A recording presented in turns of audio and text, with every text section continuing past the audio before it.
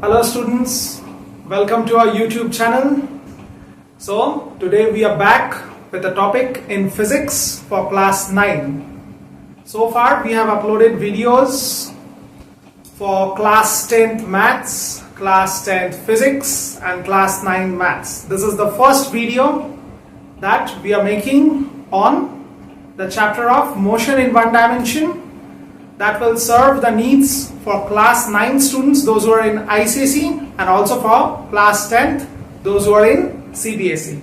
So without any further delay, let's start the class. But before we start, I request all of you to kindly subscribe our YouTube channel and follow us on WhatsApp. Let's get started. So motion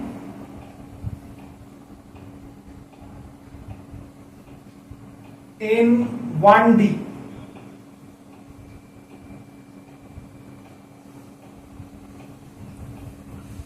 Motion in 1D is also called motion in a straight line. Like a body is moving in only in this direction. Okay? Or a body is moving in this direction. Or a body is moving in this direction. Out of the three dimensions, x-axis, y-axis and z-axis, a body is moving along any one particular axis at a time. That is called motion in one dimension. सिर्फ एक ही direction में जा रहा है, या तो x या फिर y या फिर z. अच्छा, पहले जो हम लोग को आता है स्केलर क्वांटिटीज और दूसरा है वेक्टर क्वांटिटीज. अच्छा, स्केलर क्वांटिटीज का मतलब क्या है? जो क्वांटिटीज को सिर्फ मैग्नीट्यूड है, the quantities which have only magnitude are called scalar quantities. मतलब मैग्नीट्यूड का मतलब क्या? सिर्फ एक वैल्यू है, ठीक है, कोई डायरेक्शन नहीं है. मतलब हम लोग ऐसे नहीं बोलते हैं कि ईस्ट में जा रहे हैं, वेस्ट में जा रहे हैं, उसका सिर्फ एक वैल्यू है, उसको हम लोग स्केलर क्वांटिटीज कहते हैं. जैसे कि एग्जांपल हो गया मास, फिर हो गया टेम्परेचर,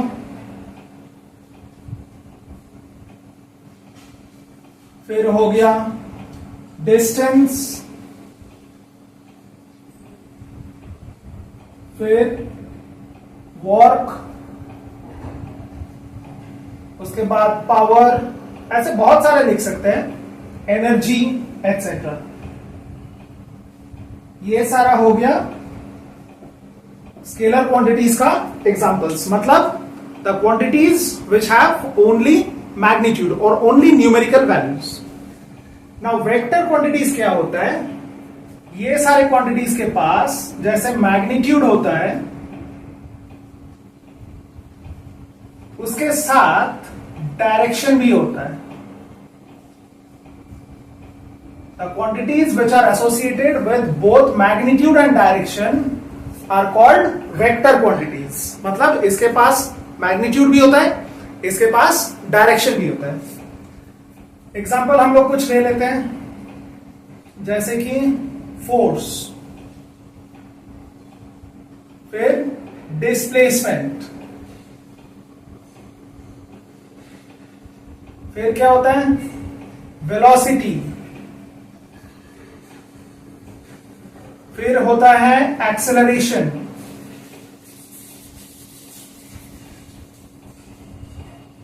फिर होता है एरिया, मोमेंटम. ये सारा हो गया हम लोग का वेक्टर क्वांटिटीज का एग्जांपल्स. ठीक है, अब ये पूरा वेक्टर लेके क्लास 11 में हम लोग को एक चैप्टर ही पूरा पढ़ना है. The whole chapter is related to vectors. There we will be going into more deep detail of vectors. लेकिन अभी के लिए सिर्फ वेक्टर क्या है, स्केलर क्वांटिटीज क्या है और उसका एग्जांपल्स क्या है वो जानना काफी है. तो आप ये इसका स्क्रीनशॉट ले लीजिए, फिर हम लोग आगे चलेंगे.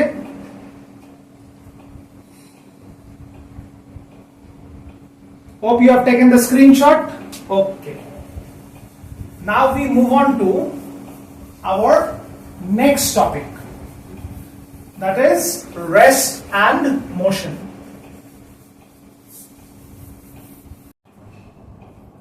Okay, so now we move on to rest. A body is said to be at rest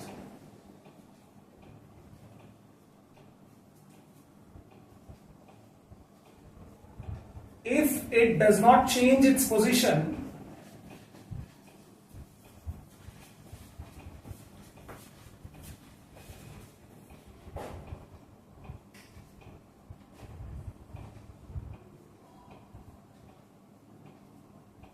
with respect to time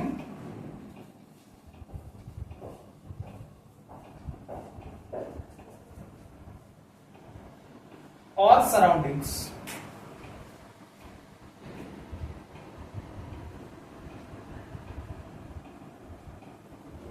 मतलब एक बॉडी अगर उसके आसपास जो भी कुछ है, मतलब जो सराउंडिंग्स है, उसके रेस्पेक्ट में अपना पोजीशन नहीं चेंज कर रहा है। जैसे कि मैं अभी यहां पे खड़ा हूं, मेरे आसपास के सराउंडिंग्स के रेस्पेक्ट में मेरा पोजीशन चेंज नहीं हो रहा है। टाइम आगे बढ़ता जा रहा है लेकिन फिर भी मेरा पोजीशन चेंज नहीं हो रहा है। तब हम लोग जाके बोलेंगे कि the body is at rest. ठीक है, अब a body is said to be in motion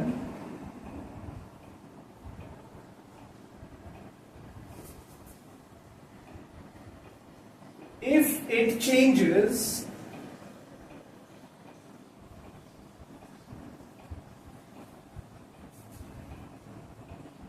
its position with respect to, ये मैं शॉर्ट में लिख दिया WRT, with respect to, if it changes its position with respect to time or surroundings or both.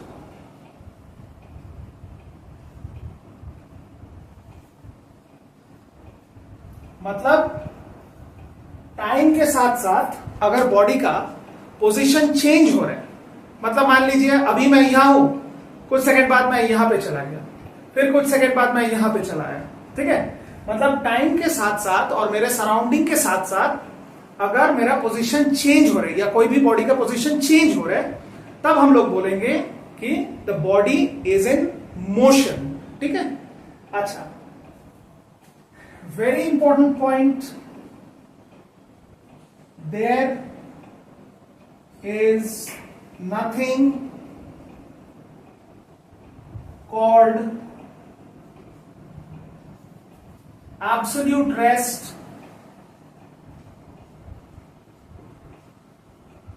और motion. ये class 9th पे हो सकता है कि बहुत छोटा चीज है, मतलब ना जानने से भी हो जाता है, but I would insist, I would stress on this particular point. अच्छा, मान लीजिए ये पूरा अर्थ में, ठीक है, फॉर 10 सेकेंड्स सब कुछ एकदम रुक गया, everything comes to dead still for 10 seconds on this earth. That means with respect to each other, with respect to each and every other object, one particular object is at rest. That means I with respect to you all, you with respect to this earth, the stationary objects on this earth, सब कुछ एक दूसरे के respect में मान लीजिए 10 seconds के लिए रेस्ट पे आ गया। ठीक है, लेकिन अगर कोई आदमी हम लोग को अर्थ के बाहर से देख रहा है, तब उसके लिए क्या हम लोग रेस्ट पे हैं? ना, we are not at rest with respect to that person who is looking inside this earth from outer space, because the earth itself is rotating. क्योंकि अर्थ खुद अपना एक्सिस के ऊपर रोटेट कर रहे हैं, वो कंटिन्यूअसली अपने ऑर्बिट पे सन के चारों तरफ चक्कर लगा रहे हैं। ठीक है, मतलब एट द सेम टाइम जब एक बॉडी रेस्ट पे है, एक बॉडी मोशन में भी रह सकता है at the same time.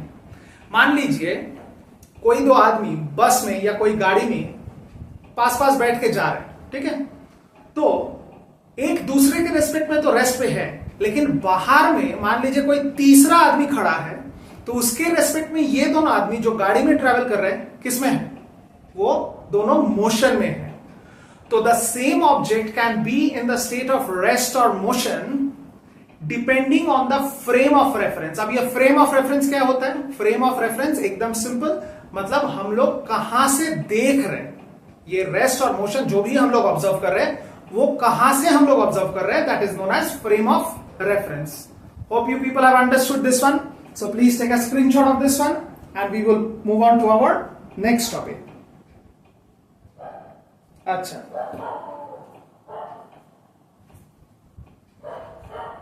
Okay, now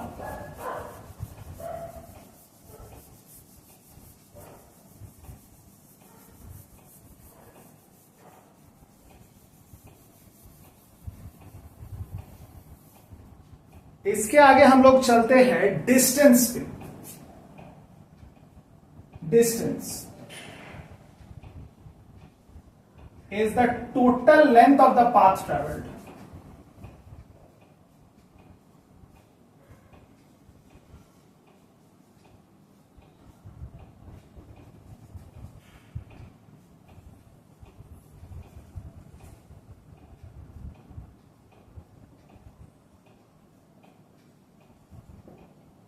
distance is the total length of the path travelled. मान लीजिए we start from this point and we want to go to this point. ये स्टार्टिंग पॉइंट का नाम मैं दे देता हूं ए और फिनिशिंग पॉइंट का नाम मैं दे देता हूं बी। अच्छा, तो हम लोग को ए से बी पे जाना है। हम लोग ऐसे जा सकते हैं, हम लोग ऐसे जा सकते हैं, हम लोग ऐसे जा सकते हैं, हम लोग कोई भी तरीके से ए से बी तक जा सकते हैं। तो कोई भी पाथ फॉलो करें हम लोग, लेकिन the total length of the path, मतलब पूरे पाथ का जो लेंथ है ना, उसको ऐड करके हम लोग को जो मिलता है उसको हम लोग बोलते हैं डिस्टेंस, जिसका एसआई यूनिट होता है मीटर, जिसका एसआई यूनिट होता है मीटर। अच्छा, और डिस्टेंस है एक scalar quantity. Distance is a scalar quantity, मतलब डिस्टेंस का सिर्फ मैग्नीट्यूड होता है, 5 किलोमीटर, 10 किलोमीटर, 20 मीटर्स, 30 मीटर्स, लेकिन उसका कोई डायरेक्शन नहीं होता है। अब डिस्प्लेसमेंट क्या है? Displacement is the shortest distance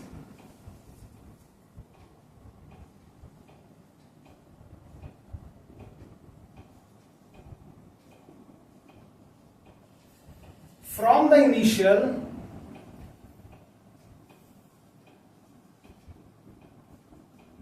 to the final point.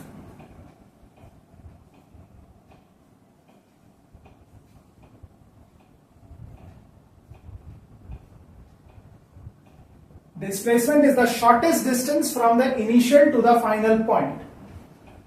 अच्छा, मान लीजिए अभी भी मैं A से B तक ही जा रहा हूं, ये है पॉइंट ए, यहां से हम लोग जा रहे हैं बी। तो हम लोग सबसे शॉर्टकट कैसे चल सकते हैं ए से बी से, ए से बी तक डायरेक्टली एकदम स्ट्रेट लाइन जो कि ए से बी तक जा रहा है, ये वाला, ठीक है। और ये कहां से कहां डायरेक्टेड है? हम लोग स्टार्ट कहां से किए? ए से स्टार्ट किए और हम लोग जा कहां रहे? बी पे। तो this is the direction of displacement which is directed from the initial to the final point. तो उसीलिए displacement is a vector quantity, मतलब जिसका मैग्नीट्यूड तो है ही, उसके साथ डायरेक्शन भी है, और इसका भी एसआई यूनिट है, डिस्प्लेसमेंट का भी एसआई यूनिट सेम ही है, दैट इज मीटर।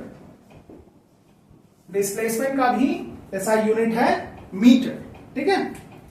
अच्छा, अब डिस्टेंस और डिस्प्लेसमेंट में एक रिलेशन है। डिस्टेंस जनरली क्या होता है? ग्रेटर देन डिस्प्लेसमेंट होता है। डिस्टेंस जनरली क्या होता है? ग्रेटर देन डिस्प्लेसमेंट होता है। मतलब मान लीजिए ये सारा पाथ का लेंथ ये स्ट्रेट लाइन से ज्यादा होगा जब हम लोग ऐड करेंगे, अब एक्सट्रीम केस में एट द मोस्ट क्या हो सकता है कि ए से बी, ये जो शॉर्टेस्ट डिस्टेंस, इसी को तो हम लोग डिस्प्लेसमेंट कहते हैं, तो यही डिस्टेंस होगा, यही डिस्प्लेसमेंट होगा। तो under extreme case distance is also equal to displacement. So distance is greater than, generally greater than displacement, and under extreme condition displacement is also equal to displacement, right? So if you take the ratio of distance by displacement, I'm writing in short, distance by displacement ratio is greater than equal to 1. This is very, very important. Distance by displacement ratio is greater than equal to 1. Hope आप सबको समझ में आया ये, तो थोड़ा सा इसका स्क्रीनशॉट ले लीजिए। अच्छा, बहुत बढ़िया। तो चलिए एक दो छोटा छोटा न्यूमेरिकल से हम लोग देख लेते हैं, हम लोग को कितना समझ में आया है डिस्टेंस और डिस्प्लेसमेंट। अच्छा, मान लीजिए दिस इज क्वेश्चन नंबर 1। अच्छा, ये एक सर्कुलर ट्रैक है, ठीक है, और ये सर्कल का रेडियस मान लीजिए है 7 मीटर। ये सर्कल का रेडियस मान लीजिए 7 मीटर। कोई बॉडी यहां से स्टार्ट किया और ये बॉडी घूमते घूमते यहीं पे आ गया, जहां से स्टार्ट किया वहीं पे आ गया। तो हम लोग को बोला गया कि find the distance and displacement, मतलब बॉडी कितना डिस्टेंस ट्रेवल किया और बॉडी का कितना डिस्प्लेसमेंट हुआ। अब देखिए डिस्टेंस क्या होगा, डिस्टेंस मतलब total length of the path travelled, distance मतलब total length of the path travelled. अब बॉडी जब सर्कल में घूम रहे हैं, that means it is covering the entire circumference of the circle, so distance is equal to the circumference of the circle. अब circle का circumference का formula क्या होता है, 2 pi into radius, 2 pi into radius. तो पाई का value हम जानते हैं, that is 22/7, it is a constant, और सर्कल का रेडियस कितना दिया हुआ है 7 मीटर। तो 7 से 7 कट जाएगा, 22 इंटू 2 इज 44 मीटर। मतलब ये बॉडी ए से स्टार्ट किया था, पूरा घूम के जब ए तक चला आया तो कितना डिस्टेंस कवर किया, 44 मीटर्स, ठीक है। अच्छा, अब डिस्प्लेसमेंट कितना कवर किया बॉडी, डिस्प्लेसमेंट कितना हुआ बॉडी का। देखिए first you think about the definition of displacement. Displacement का डेफिनेशन क्या है कि इनिशियल से फाइनल पॉइंट के बीच में जो शॉर्टेस्ट डिस्टेंस, सबसे छोटा distance between the initial and final point. अब देखिए ए से बॉडी स्टार्ट किया और ए पे ही चला आया, मतलब जहां से शुरू किया वहीं पे वापस आ गया। इनिशियल और फाइनल पॉइंट में कोई डिफरेंस नहीं है। तो जैसे कि इनिशियल और फाइनल पॉइंट एक दूसरे के साथ कोइंसाइड कर गया, इसका मतलब क्या, there is no shortest distance between initial and final point, that means displacement कितना हो गया इस केस में 0। डिस्प्लेसमेंट हो गया 0, ठीक है। तो ये था एक सिंपल सम। आप थोड़ा स्क्रीनशॉट ले लीजिए, इसके आगे मैं क्वेश्चन आपको दूंगा जो आप ट्राई करेंगे। चलिए क्वेश्चन नंबर 2 पे चलते हैं। अच्छा, क्वेश्चन नंबर 2। अच्छा, मान लीजिए ये एक स्क्वायर है जिसका साइड है 10 मीटर। अब एक बॉडी यहां से चलना शुरू किया, ए पॉइंट से बॉडी चलना शुरू किया, बी सी डी, ठीक है। अच्छा, बॉडी ए से सी तक आया फॉलोइंग दिस पाथ, ए से बी फिर बी से सी। अच्छा, और दूसरा जो बॉडी ने फॉलो किया ए से डायरेक्टली सी पे चला गया, तो हम लोग को बोला गया कि find the distance from A to C via B, मतलब बी पे होते हुए ए से सी तक कितना चला बॉडी, टोटल डिस्टेंस काउंट कीजिए, कैलकुलेट कीजिए। और डिस्प्लेसमेंट कैलकुलेट कीजिए। देखो, डिस्टेंस मतलब क्या, total length of the path travelled. तो ए से बी बॉडी कितना गया, 10 मीटर्स, प्लस बी से सी कितना गया, जैसे कि स्क्वायर है, इसका सारा साइड तो इक्वल होगा, इसका सारा साइड तो इक्वल होगा, 10 10 10 10। तो डिस्टेंस कितना हो जाएगा, 10 plus 10, that is equal to 20 metres. बहुत बढ़िया। अब डिस्प्लेसमेंट कितना होगा, आप थोड़ा वीडियो को पॉज करके ट्राई कीजिए। डिस्प्लेसमेंट कितना होगा, आप थोड़ा वीडियो को पॉज करके ट्राई कीजिए।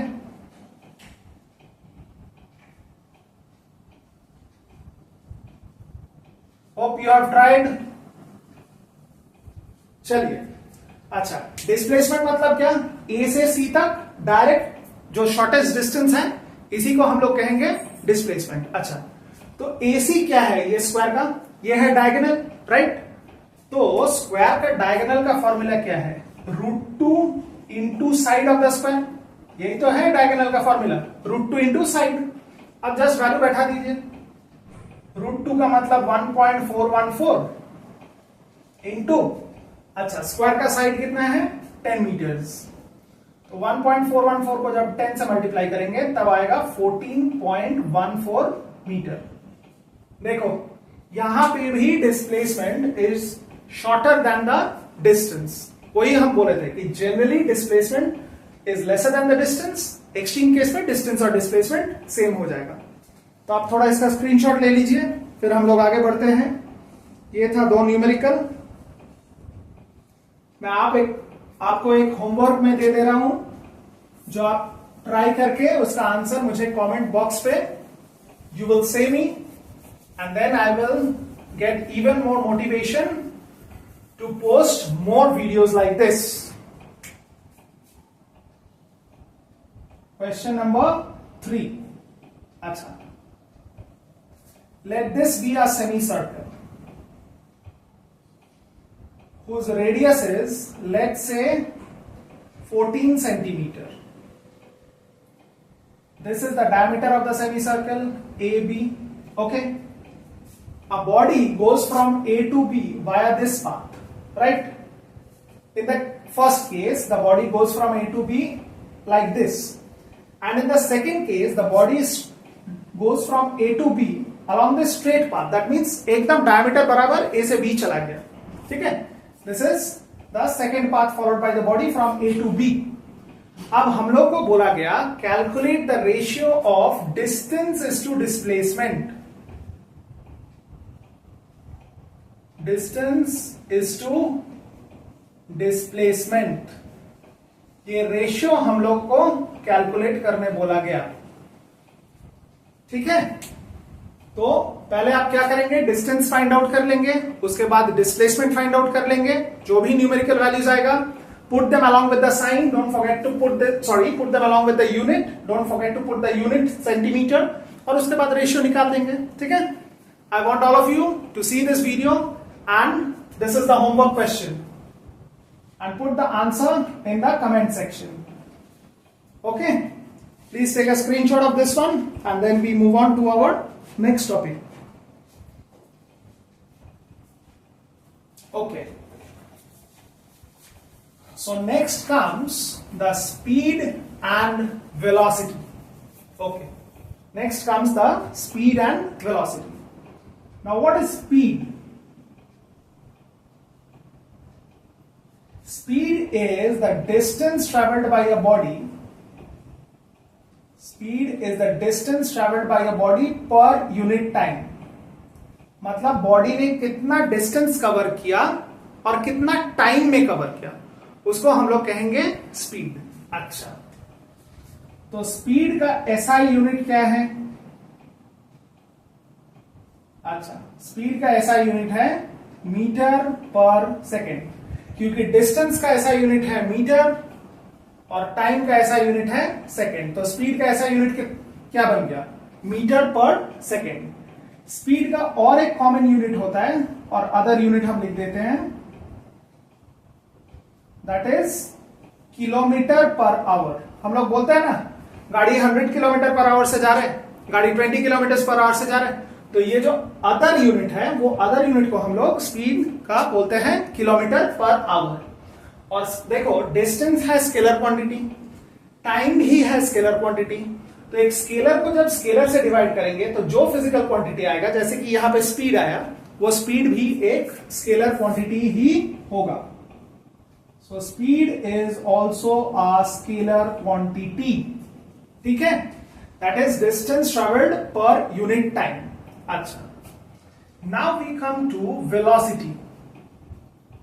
इसके आगे हम और थोड़ा सा स्पीड का एनालिसिस करेंगे और थोड़ा सा डाइसेक्शन करेंगे, व्हाट इज स्पीड, उसका डिफरेंट नेचर क्या होता है, लेकिन उसके पहले थोड़ा सा वेलोसिटी को समझ लेते हैं।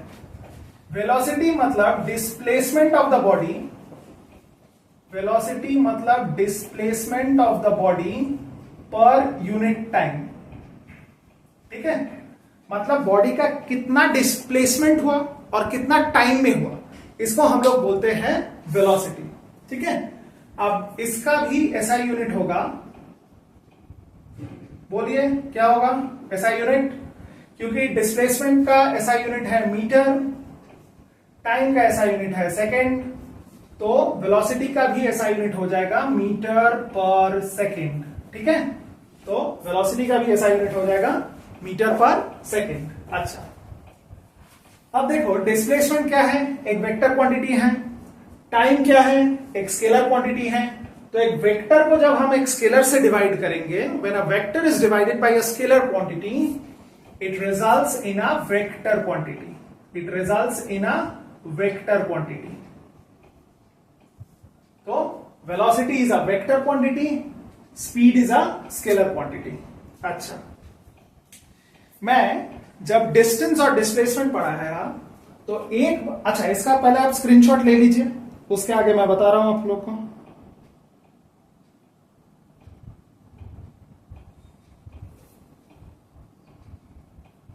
Hope you have taken the screenshot. तो चलिए, मैं एक बात बताना भूल गया जब डिस्टेंस और डिस्प्लेसमेंट पढ़ा रहा था,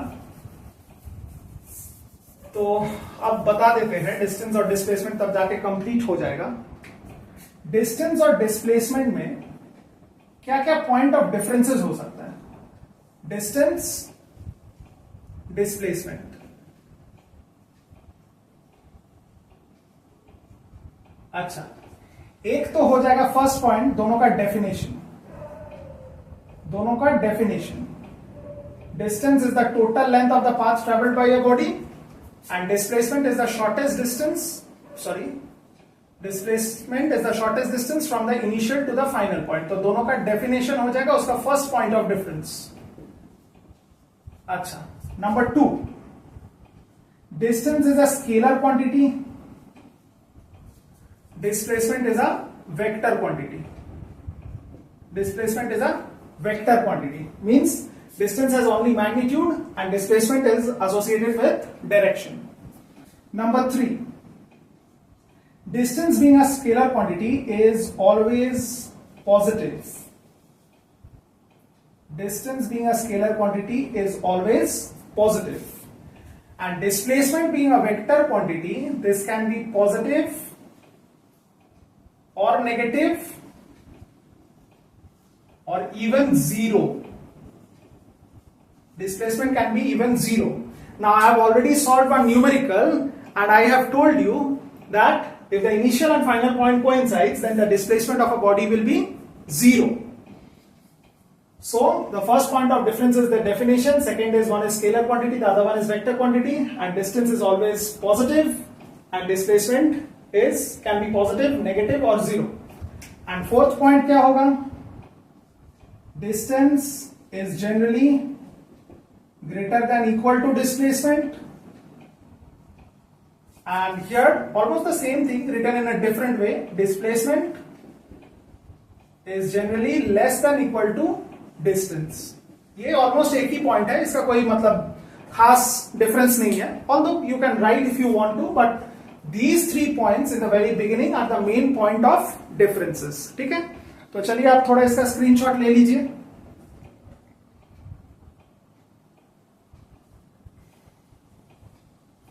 Hope you have taken the screenshot. Fine. Now अब थोड़ा सा हम लोग डाइसेक्शन करेंगे स्पीड का. We are going to do a little bit of research on speed. So speed is of two types. One is uniform speed.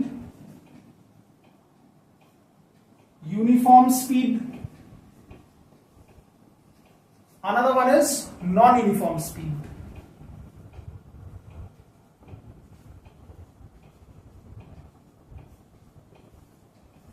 Okay, now what is uniform speed? If a body covers equal distance in equal time. If a body covers equal distance in equal time, then the speed of the body is said to be uniform. और non-uniform speed क्या होता है? Body covers unequal distance in equal time. Body covers unequal distance in equal time or equal distance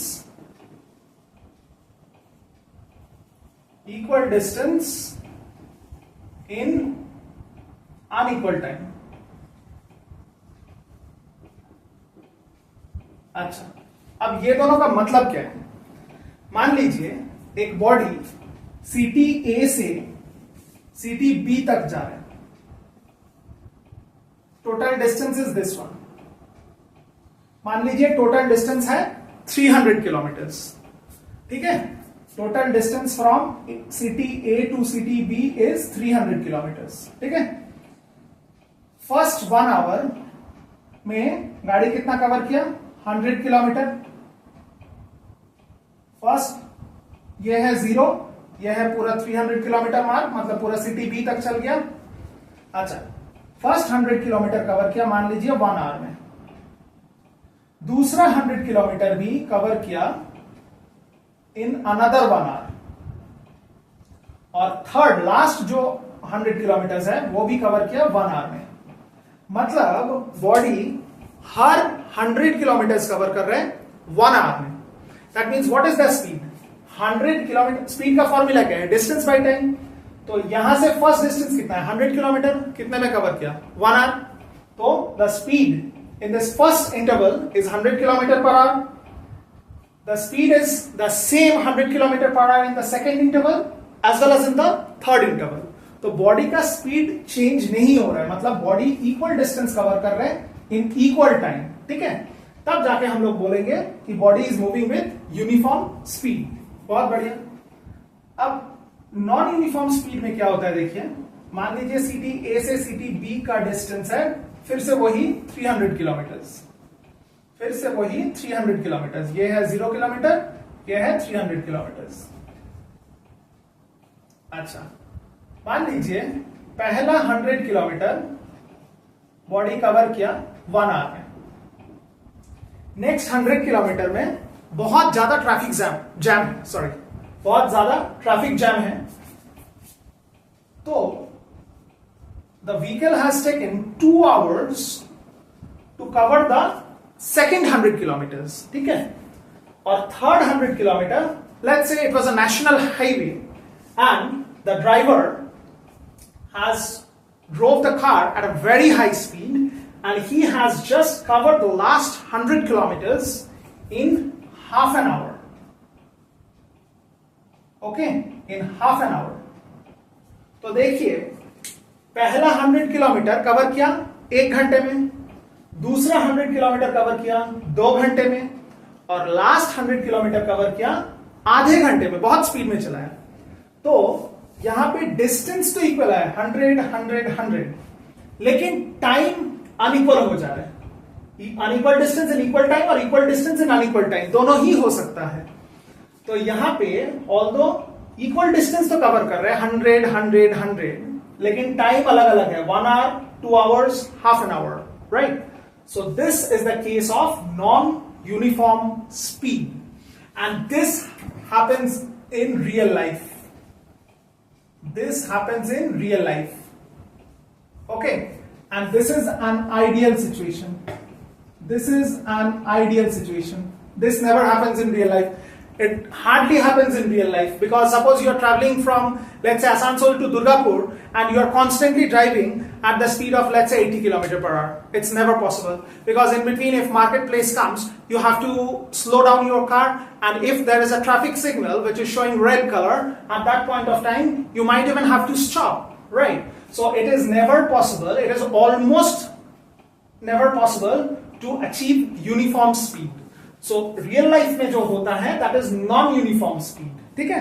equal distance unequal time में, या unequal distance equal time में। तो आप थोड़ा सा इसका स्क्रीनशॉट ले लीजिए। अच्छा, अब अगर स्पीड नॉन यूनिफॉर्म हुआ तो वहां से एक कंसेप्ट आता है, जो कि है average speed, that is average speed. Average speed मतलब क्या? It is the ratio of total distance travelled by the body, total distance travelled by the body to the total time taken by the for the journey. Total distance travelled by the body by the total time taken for the journey. अब इसी case को हम लोग example में ले लेते हैं। अच्छा, देखिए टोटल डिस्टेंस कितना है? 100 100 100। तो हम डायरेक्टली 300 लिख सकते हैं, लेकिन मैं थोड़ा ब्रेक करके लिख रहा हूं 100 100 100। और टोटल टाइम यहां पे लिया 1 आवर, यहां पे लिया 2 आवर्स, और यहां पे लिया हाफ एन आवर। हाफ को हम लोग कैसे लिख सकते हैं? 0.5। अच्छा, 100 plus 100 plus 100 is 300 by 2 plus 1 3, 3 plus 5 is 3.5। अब यहां से पॉइंट को हम उठाएंगे तो ऊपर में एक 10 आएगा, 5 से कैंसिल होकर ये 7 हो जाएगा, 5 से ये 2 हो जाएगा। अच्छा, 300 इंटू 2 इज 600 बाई 7। अच्छा, तो 600 बाई 7 मतलब 7 8 are 56, 40, 7 5 are 35, 5, so 85, 5 by 7. Acha, let me once check by doing the rough work. 7 8 are 56, 40, 7 5 are 35, we have 50. Acha, if you want to convert this into decimal, you bring another 0. 7 7s are 49, 1 0, 7 1s are 7, 3, and it will keep on going because the denominator is 7. So if you want to convert this into decimal, it is roughly 85.71 kilometer per hour, right? So average speed कब आता है? ये non uniform speed के case में, ठीक है, जब हम टोटल डिस्टेंस ट्रेवल्ड को टोटल टाइम ऑफ जर्नी से डिवाइड कर देते हैं, जो कि मैं एग्जांपल से, एक सम से भी समझा दिया। तो थोड़ा देख लीजिए और इसका स्क्रीनशॉट ले लीजिए। I hope you are enjoying the class with me.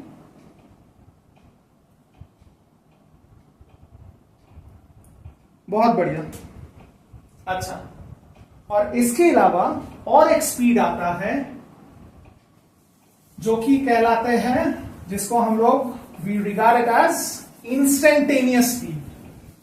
We regard that particular speed as instantaneous speed.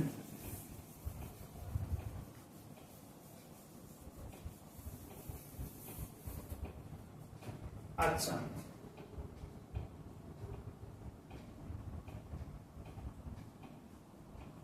Instantaneous speed. What is instantaneous speed? Instant का मतलब क्या है? एक बहुत छोटा टाइम के लिए, मान लीजिए कोई भी गाड़ी अभी इस डायरेक्शन में जा रहा है, right?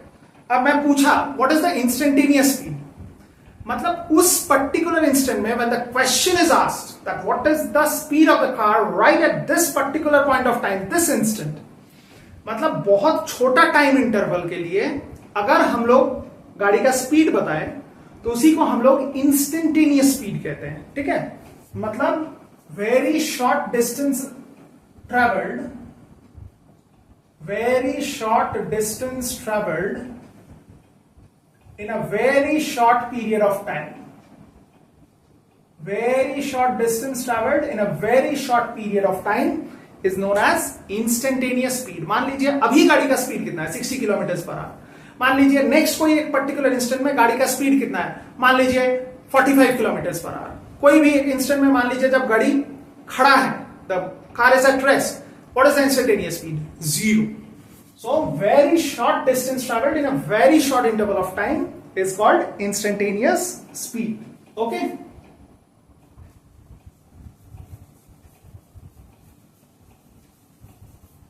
Now let us move to the concept of velocity. Acha.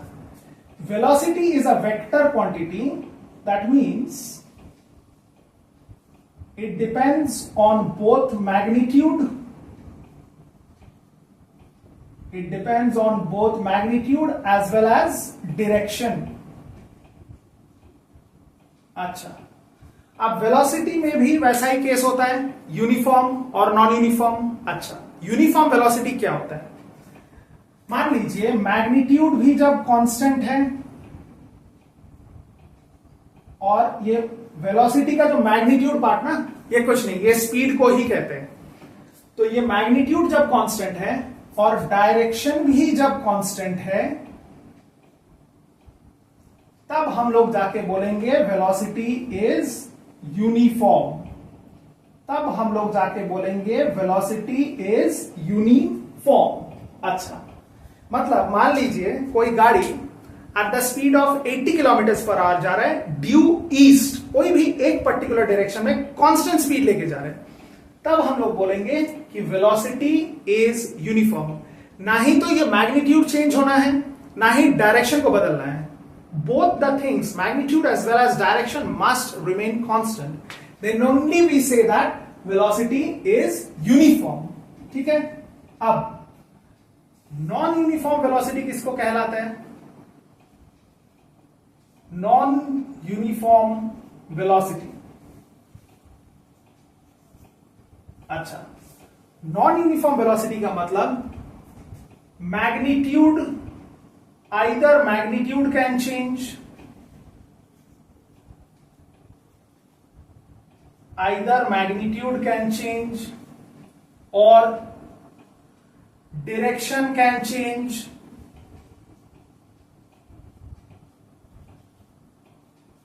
और both magnitude and direction can change, और both can change.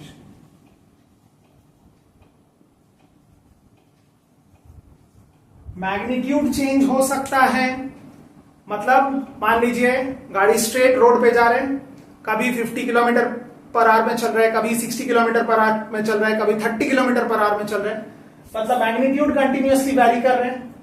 या फिर गाड़ी एक कांस्टेंट स्पीड लेके जा रहे हैं 80 kilometre per hour, let's say for example, लेकिन कभी ईस्ट के तरफ जा रहे हैं, कभी वेस्ट के तरफ जा रहे हैं, कभी नॉर्थ के तरफ जा रहे हैं, कभी नॉर्थ ईस्ट के तरफ जा रहे हैं, कभी साउथ पे जा रहे हैं, कभी साउथ वेस्ट के तरफ जा रहे हैं, मतलब continuously this direction is changing, और both speed that is magnitude and direction can change. All these three factors give rise to non-uniform velocity. Okay, so please take a screenshot of this one. Okay, now in case of non-uniform velocity,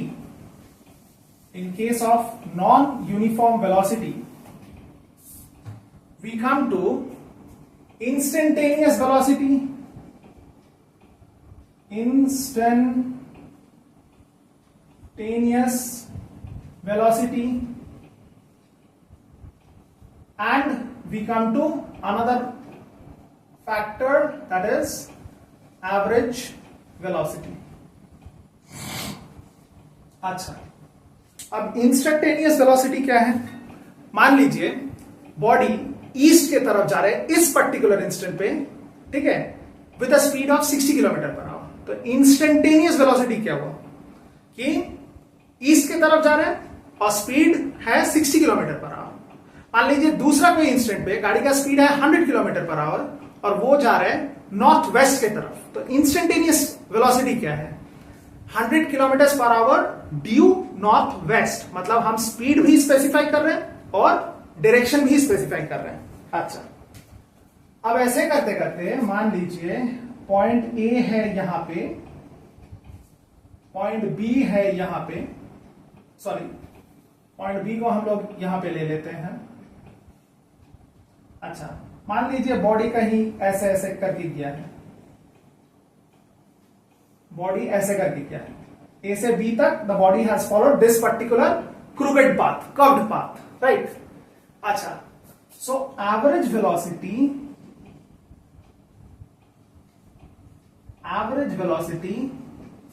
is equal to total displacement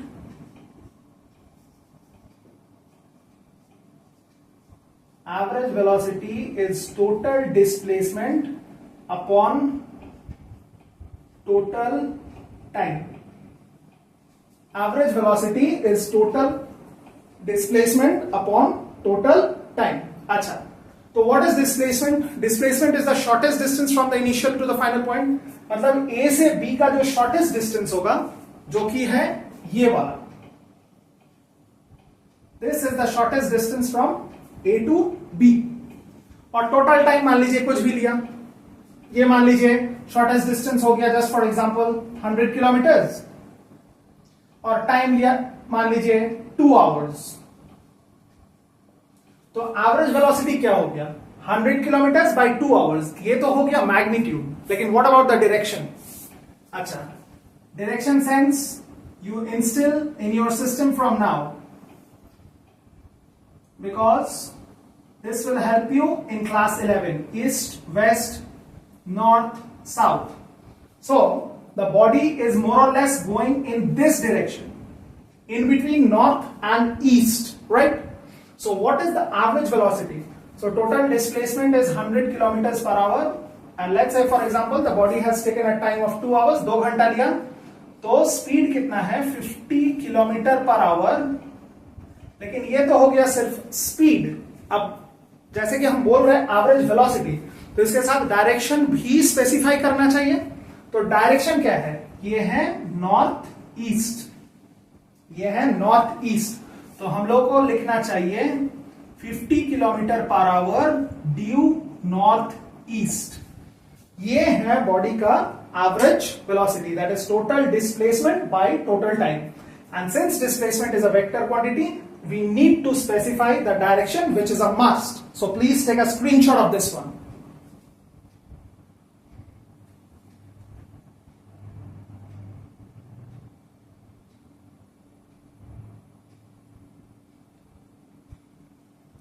Okay, now we move on to our last concept for today, that is acceleration. So speed is distance by time. Okay, there are two types of speed: uniform, non-uniform. Uniform speed is an ideal concept that never happens in real life. Non-uniform speed is a real life concept that happens in real life. Now what is velocity? Velocity is displacement by time. Again, velocity has two components, that is uniform, non-uniform. If it is uniform, which is never possible in real life, that's an ideal situation. For non-uniform velocity, again comes instantaneous and average velocity. And last one is acceleration.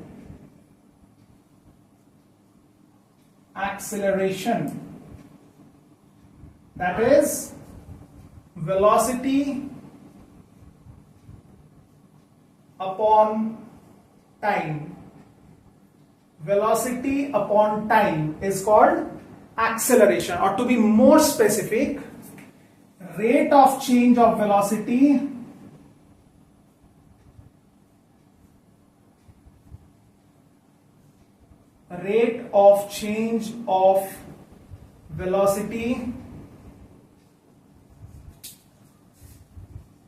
is called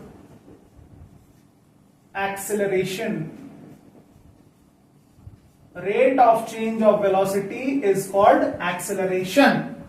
मतलब time के साथ साथ velocity कैसे बदल रहे हैं उसको हम लोग कहते हैं एक्सीलरेशन, ठीक है। अच्छा, अब थोड़ा इसका ऐसा यूनिट देख लेते हैं। अच्छा, तो मुझे थोड़ा बताओ कि वेलोसिटी का ऐसा यूनिट क्या है, मीटर पर सेकेंड, और टाइम का ऐसा यूनिट क्या है, सेकेंड। तो मीटर पर सेकेंड पर 1 सेकेंड, ठीक है। तो ये सेकेंड नीचे आके सेकेंड इंटू सेकेंड हो जाएगा सेकेंड स्क्वायर। तो ऐसा यूनिट क्या हो जाएगा, मीटर पर सेकेंड स्क्वायर। इसको ऐसे लिख सकते हैं या फिर ऐसे भी लिख सकते हैं, metre per second square, m⁻⁻²। So this is the SI unit of acceleration. And what is acceleration? That is rate of change of velocity. Change of velocity with respect to time is called acceleration. Okay. Now we come to uniform acceleration and non-uniform acceleration.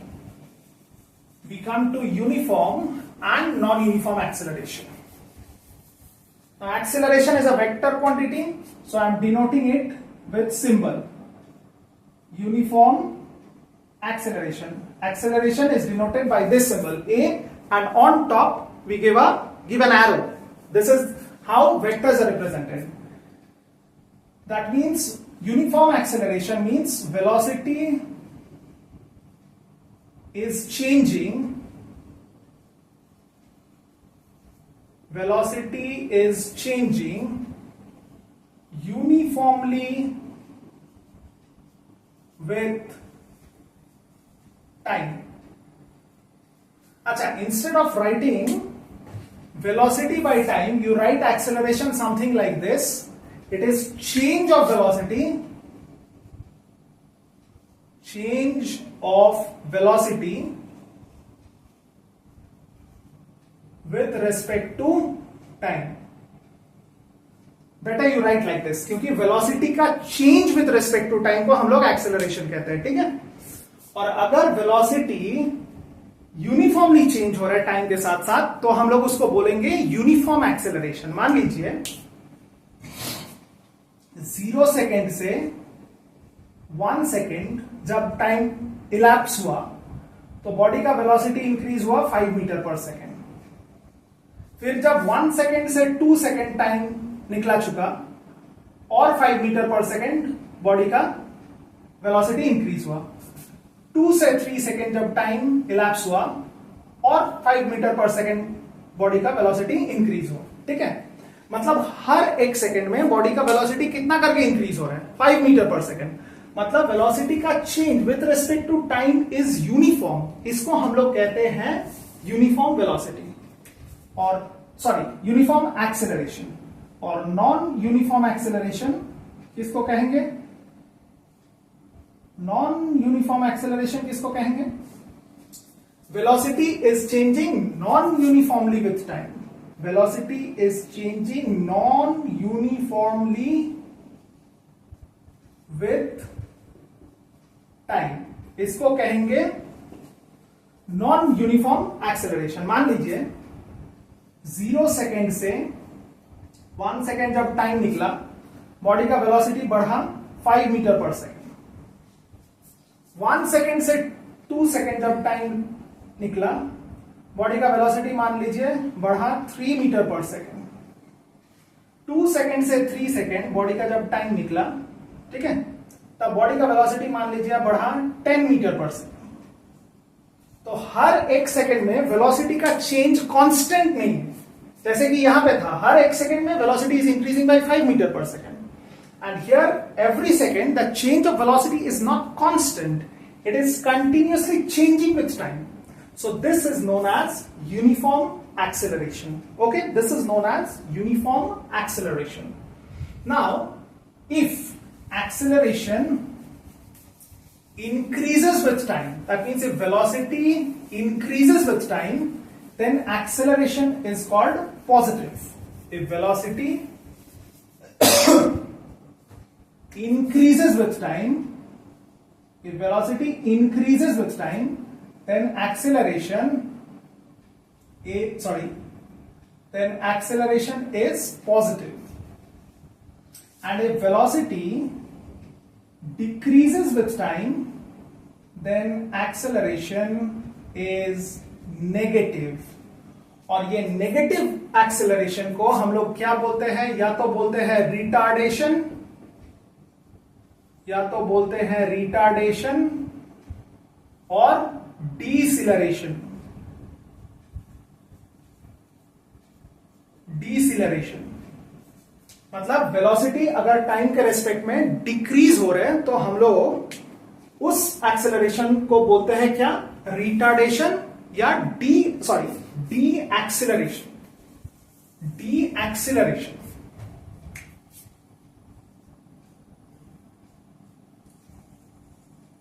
Deacceleration.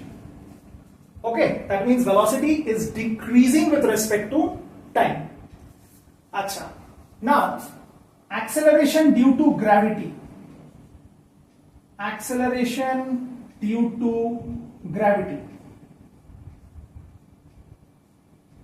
जिसको हम लोग small g से denote करते हैं और जिसका value है 9.8 metre per second square.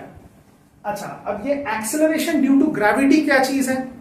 अब हम जानते हैं चाहे कोई भी बॉडी रेस्ट पे हो, मोशन पे हो, हर बॉडी को अर्थ नीचे के तरफ फोर्स ऑफ ग्रेविटी लगा के पुल करता है. Each and every body whether be it in the state of rest और motion is being pulled in the downward direction by the force of gravity. मतलब बॉडी का वेलोसिटी जब वो नीचे आ रहा है, हर एक सेकेंड पे, एवरी 1 सेकेंड में बॉडी का वेलोसिटी बढ़ रहा है. while it is coming down, it is increasing. The velocity of the body is increasing at the rate of 9.8 meter per second every 1 second. Every 1 second. ठीक है, जब body नीचे आ रहा है तो बॉडी का वेलोसिटी हर एक सेकेंड पे 9.8 मीटर पर सेकेंड करके इंक्रीज हो रहा है और उसी को हम लोग बोलते हैं एक्सेलरेशन ड्यू टू ग्रेविटी. मान लीजिए फर्स्ट सेकेंड में 9.8 मीटर पर सेकेंड बढ़ा, नेक्स्ट सेकेंड में मतलब सेकेंड में 9.8 इंटू 2 मीटर पर सेकेंड बढ़ा, फिर तीसरा सेकेंड में 9.8 इंटू 3 मीटर पर सेकेंड बढ़ा. ऐसे करते करते when the body gradually descends down under the force of gravity, the velocity of the body increases at the rate of 9.8 meter per second every 1 second. That is known as acceleration due to gravity. Okay, so please take a screenshot of this one.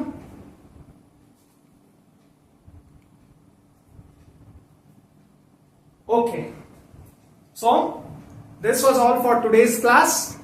ठीक है, हम लोग देख लिए acceleration, velocity, speed, distance, displacement, body कब rest पे रहता है, कब मोशन पे रहता है, एब्सोल्यूट रेस्ट एंड मोशन बोल के कुछ नहीं होता है. और फाइनली हम लोग देखे हैं एक्सेलरेशन ड्यू टू ग्रेविटी क्या होता है. अब अगले क्लास में इस वीडियो का पार्ट 2 में मैं आप लोगों को थोड़ा सा इसका ऊपर बेस कुछ न्यूमेरिकल्स कराऊंगा और उसके आगे कुछ ग्राफिकल एनालिसिस होता है इस चैप्टर का, तो वो भी हम लोग सेकेंड पार्ट में देखेंगे. ये वीडियो काफी लंबा हो चुका है. Till we come back, you keep on studying and please subscribe our YouTube channel and follow us on WhatsApp. Thank you, bye bye.